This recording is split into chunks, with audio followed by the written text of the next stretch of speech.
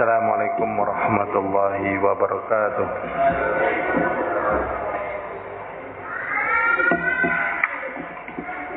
Alhamdulillah alladzi bi ni'matihi tatimmus shalihat. Allahumma shalli wa sallim ala Muhammadin wa ala alihi wa sahbihi wa man tabi'ahum bi ihsanin ila yaumiddin wa ba'd.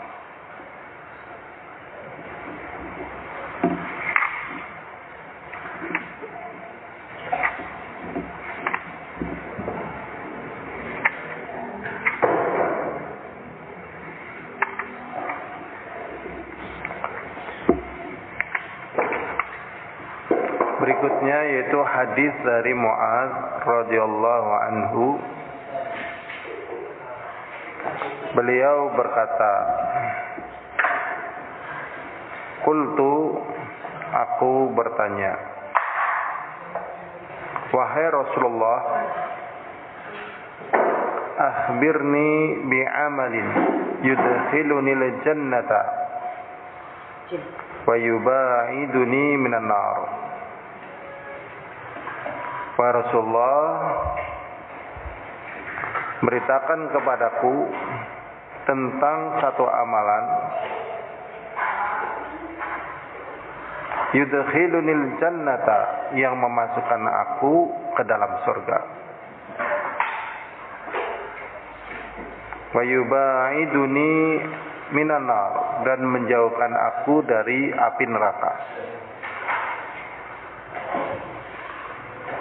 Maka Rasulullah SAW bersabda, laqad sa'alta an 'azimin. Sungguh engkau telah bertanya tentang satu perkara yang agung. Wa innahu layasirun ala man yasarahu Allah Ta'ala alaih. Sesungguhnya amalan tersebut adalah mudah bagi orang yang Allah mudahkan atasnya. Jadi amalan ini mudah, tapi bagi yang Allah mudahkan. Adapun bagi yang Allah tidak mudahkan, amalan ini adalah sangat berat. Dan apa yang Allah mudahkan tersebut karena memang hamba itu menginginkannya, memperjuangkannya untuk beramal yang menjadikan dia masuk surga, dijauhkan neraka. Ditunjukkan oleh Rasulullah, ta'budullaha la tusyriku bihi syai'a. Engkau beribadah kepada Allah dan tidak menyekutukan Allah dengan sesuatu apapun. Ta'budullah, engkau beribadah kepada Allah, la tusyriku bihi syai'a, dan engkau tidak berbuat syirik kepada Allah dan sesuatu apapun. Wa tuqimus shalah, dan engkau menegakkan salat. Wa tu'tiyaz zakat, dan engkau mengeluarkan zakat. Wa tasumu Ramadan, dan engkau berpuasa di bulan Ramadan. Wa tahujjal baita, dan engkau berhaji ke Baitullah Ka'bah. Kemudian Rasulullah SAW mengatakan lagi, ala adulluka ala abwabil khair, maukah aku tunjukkan kepadamu atas pintu-pintu kebaikan. Rasulullah SAW mengatakan, as-saumu junnah, puasa itu adalah perisai dari api neraka di akhirat, dan perisai dari syahwat tatkala di dunia. Ini puasa. Akola sih kemana ini nggak kelihatan? Apa kawan? Jadi as-saumu junnah, was-sadaqatu tudfi'ul khati'ata kama yudfi'ul ma'un nara. dan sedekah memadamkan kekeliruan sebagaimana air memadamkan api. Jadi dengan sedekah yang panas jadi dingin, sebagaimana api yang panas dengan air juga jadi padam, yang panas jadi dingin pula. Sedekah penting. Makanya kalau orang yang nggak pernah sedekah, biasanya hartanya habis. Hartanya apa? Habis. Ya, karena memang setiap pagi ada dua malaikat yang berdoa, Allahumma mu'ti khalafa, Allahumma mumsiku talafa. Ya Allah, berikanlah kepada orang yang bersedekah itu tabungan, pengganti. Ya Allah, berikanlah bagi orang yang tidak memberikan sedekah hilang. Dan biasanya hartanya orang yang enggak sedekah itu hilang. Ya, jadi begini, ini kita sebatas yang kita amati dalam kehidupan. Jadi ada orang-orang yang suka sedekah. Tatkala dia suka sedekah, kekayaannya mungkin jadi enggak sebagaimana orang-orang yang enggak suka sedekah. Yang enggak suka sedekah mungkin kekayaannya sudah banyak sekali, lipat-lipat.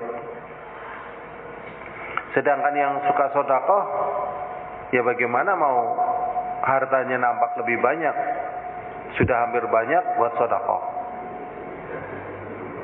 Ternyata orang yang sedekah ini mati meninggalkan masjid, meninggalkan pondok, meninggalkan yang lainnya dari kebaikan.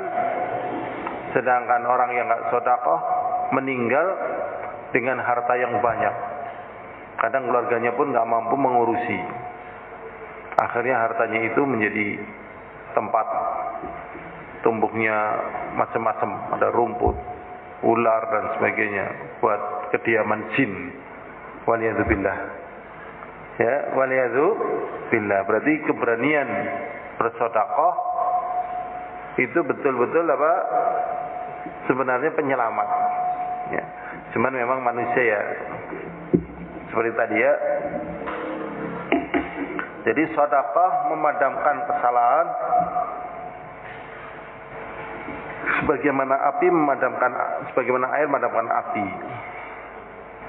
Wassalatur rajuli fi jawfil lail, dan salat seseorang fi jawfil lail, di tengah malam.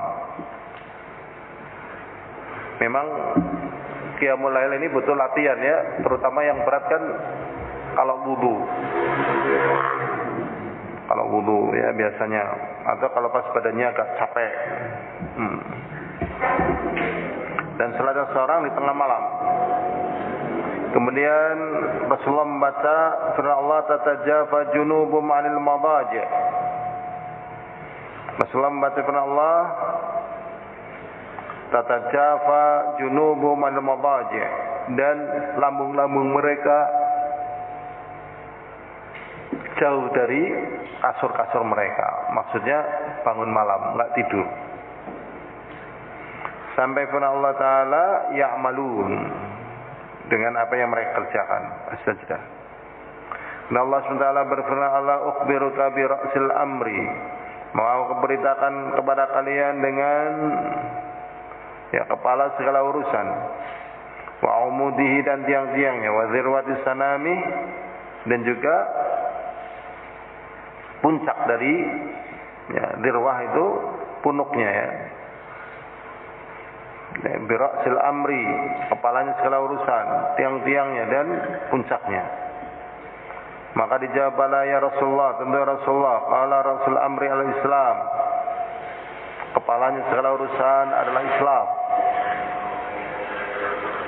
Artinya kalau beramal tapi enggak Islam, enggak diterima. Kepalanya urusan adalah Islam, wa umuduhu as-salah, sedangkan tiang-tiangnya, pilar-pilarnya Islam adalah salat. Wa zirwatu sanamil jihad, dan puncak dari amalan Islam adalah jihad, untuk melindungi kebaikan Islam dengan adanya jihad. Kemudian Rasulullah mengatakan, ala ukhbiruka bimilaki dzalik kullihi, maukah aku tunjukkan intisari dari itu semuanya? Intisarinya itu apa? Dari semuanya tadi. Mu'adz mengatakan, tentu ya Rasulullah. Fa akhadha bilisanihi, kemudian mengambil lidahnya. Kemudian Rasulullah SAW mengambil apa? Lidahnya. Kemudian Rasulullah mengatakan, kuffa alaika hadza, jaga olehmu lisanmu. Jadi menjaga lisan sangat berat sekali. Memang ada orang-orang yang nggak bisa ngomong. Kalau ngomong nggak lancar.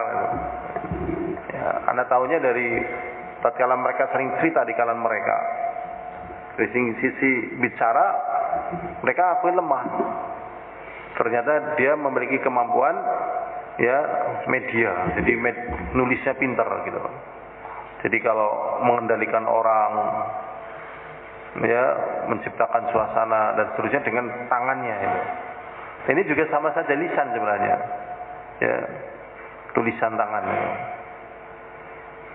Berarti menjaga ya bahasa tulis. Kuffa alaika hadza, jaga olehmu ini.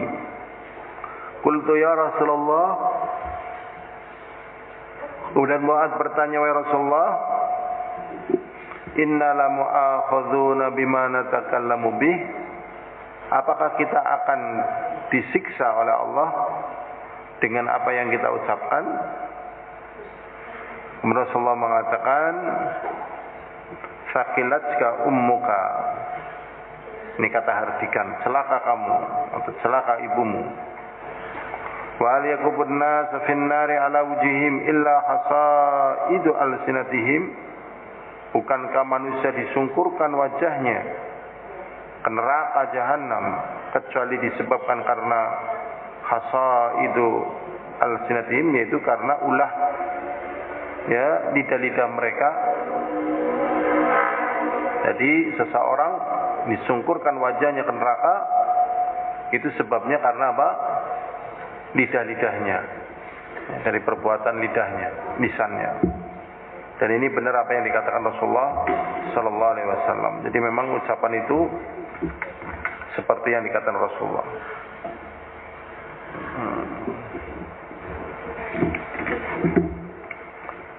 Berikutnya hadirin azani wa azakumullah, dari Abu Hurairah, semoga Allah meridainya, sungguh Rasulullah sallallahu alaihi wasallam bersabda, atadruna mal ghibah, tahukah kalian apakah itu ghibah? Qalu Allah wa Rasul a'lam. Mereka menjawab, Allah dan Rasulnya lebih tahu. Qal ghibah itu adalah zikruka akhaka bima yakrah, yaitu engkau menyebutkan perkara yang ada pada saudaramu bima yakrah, pada perkara yang dia tidak suka. Jadi memang itu ada padanya. Kalau dibicarakan dia nggak suka. Kemudian ada orang lain yang membicarakannya, itu namanya ghibah. Ghibah ya, membicarakan sesuatu yang ada pada orang lain yang dibicarakan itu dia tidak suka. Ghibah.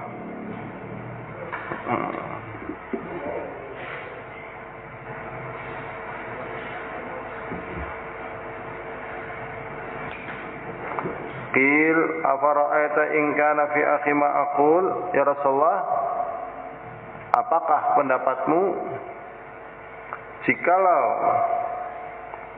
apa yang aku bicarakan itu ada pada saudaraku tadi? Rasulullah menjawab, in kana fihi ma taqul, jikalau memang pada saudaramu itu ada perkara yang engkau katakan, faqad ihtabattah, maka sungguh engkau telah melakukan ghibah. Jadi kalau ada kamu ghibah. Wa illam yakun fihi, dan apabila tidak ada dari apa yang kamu katakan tadi, faqad bahattah, maka sungguh engkau telah melakukan kedustaan. Jadi kalau nggak ada namanya hoak, kalau ada namanya ghibah, ghibah berjamaah, hoak juga berjamaah. Hoak maksudnya hoax ya, hoax. Apa? Antara hoax sama ghibah sebenarnya dua-duanya parah sih, sama-sama parah sebenarnya. Jadi baik ghibah ataupun hoax itu intinya untuk mengangkat derajat orang yang melakukan hoax dan derajat orang yang melakukan ghibah dengan cara seperti itu tadi, dengan lisannya. Dua-duanya berbahaya.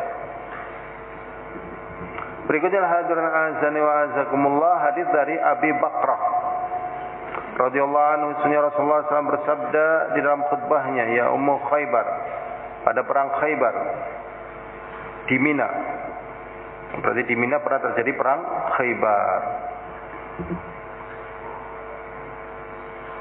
Khaybar ini kalau nggak salah orang Yahudi ya, orang Yahudi. Sehingga bagi Paro namanya Mukhabarah, karena yang melakukan orang-orang Khaybar, benteng Khaybar. Ya, batu-batu sebenarnya kalau zaman sekarang. Zaman dulu kita nggak tahu ya, tapi zaman sekarang di Mina itu ya batu-batu itu. Prihatin lah ya, wong Arab itu prihatin luar biasa, wong Arab. Ya, tapi karena Allah Maha Eman, akhirnya rezekinya ya ada aja, ya kan. Di Mina pada haji wada, haji terakhir, Rasulullah SAW mengatakan, fi yaumin nahr, bukan Khaybar itu. Makanya loh kok di Mina ini fi yaumin nahr, pada hari nahr, nyembelih kurban. Rasulullah SAW berkhutbah, inna dima'akum, sesungguhnya darah-darah kalian, haji wada, wa amwalakum, dan harta kalian, wa a'radakum, dan kehormatan kalian, haramun alaikum, haram atas kalian. Enggak boleh dilukai ya, apa yang bukan haknya, darah, hormatan, harta. Ka hurmati yaumikum hadza, seperti haramnya hari kalian ini. Fi syarikum hadza, di bulan kalian ini, yaitu bulan Dzulhijjah. Fi baladikum hadza, yaitu di tanah haram, Madinah, Mekah, Madinah. Ala hal balagtu, ya Allah, bukankah aku telah menyampaikan? Syahidnya itu pada apa? A'radakum, kehormatan. Ya, karena rusaknya kehormatan dengan apa? Ucapan. Haram ya, menjaga privasi ya. Menjaga privasi. Kadang orang-orang yang awam itu malah berusaha menjaga privasi. Berikutnya, wa ana Aisyah radhiyallahu anha qalat qultu li Nabi sallallahu alaihi wasallam, dari Aisyah semoga Allah meridainya berkata Aisyah, qultu li Nabi, aku berkata kepada Nabi Muhammad sallallahu alaihi wasallam, hasbuka min Safiyah kadza wa kadza. Wahai Nabi, cukup bagimu dari perkara Sofia begini-begini. Ya, cukup untukmu ya Nabi. Ini Sofia begini-begini nih Nabi nih. Begitu. Ya. Ya wajar lah ya, wajar nih Nabi gitu. Ini kan hadisnya yang seperti ini sedikit sekali, ya kan? Berarti kan kebanyakannya damai. Cuman tetap ada. Ya, cukup bagimu ya Nabi atas perbuatan Sofia begini-begini. Sofia ini siapa? Ya madunya Nabi ya, madunya Aisyah. Istrinya Rasulullah. Istri Rasulullah ya, Aisyah cemburu ini. Qala ba'du rawah, sebagian riwayat mengatakan takni qasirah. Sofia itu badannya pendek. Ya, badannya apa? Pendek. Berarti yang bagus yang pendek apa yang tinggi?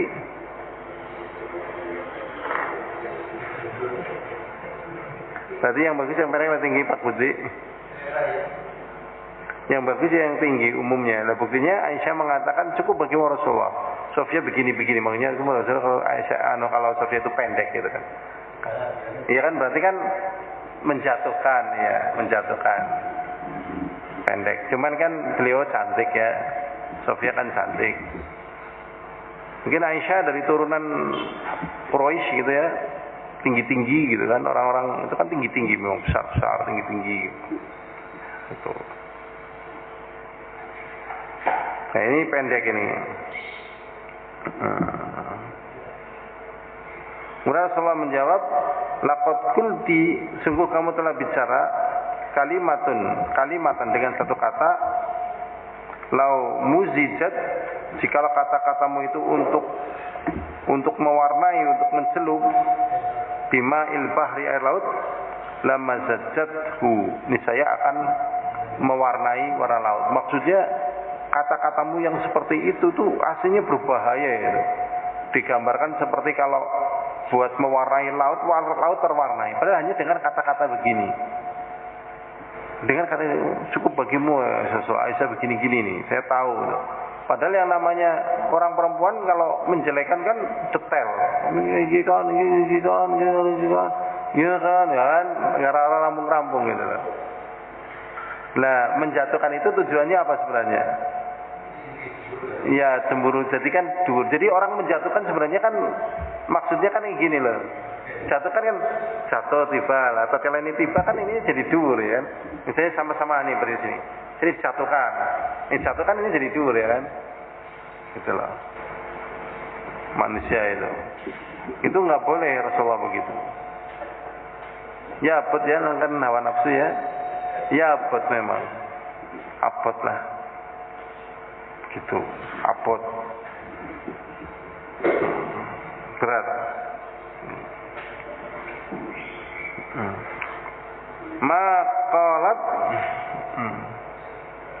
Qalat kemudian Aisyah mengatakan wa haqaitu lahu insanan maka aku ya hikayatkan kepadanya insanan tentang seseorang. Faqal maka Rasul mengatakan ma uhibbu anni haqaitu insanan. Rasul mengatakan aku tidak suka. Utia apa ini sini? Utia apa? Anni haqaitu insanan. Aku dihikayatkan tentang seseorang. Wa inna li kadza wa kadza. Sesungguhnya aku memiliki begini dan begini.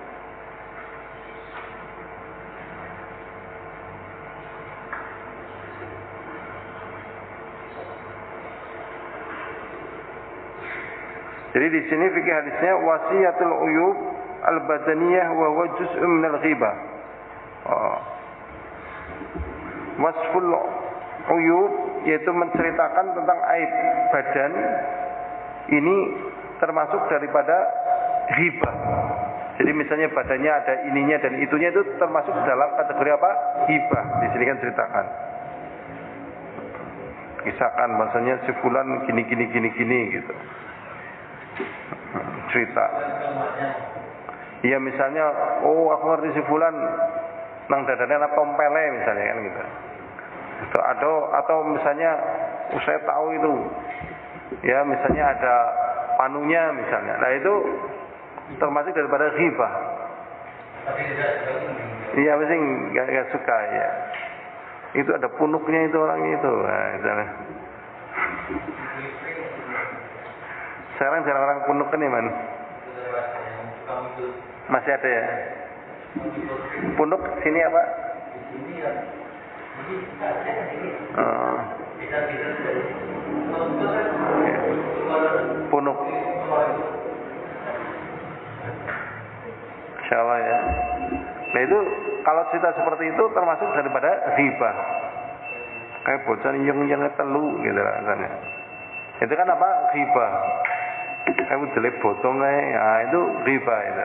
Termasuk daripada jenis apa? Ghibah. Kecuali kalau ada hajat misalnya kasus apa atau mau keperluan apa ya, kasus misalnya pencurian atau apa, ciri-cirinya kayak apa. ceritakan, atau kejahatan ceritakannya kayak apa. Atau karena keperluan, misalnya mau menikah, ceritakan, gitu. Ya, karena sebagai data. Selagi tidak ada hajat seperti itu, membicarakannya adalah apa? Termasuk daripada ghibah. Contohnya tadi Aisyah. Ya, apa yang ada pada Sofia itu pendek, itu Rasulullah mengingkari, ini bahaya ini. Gitu.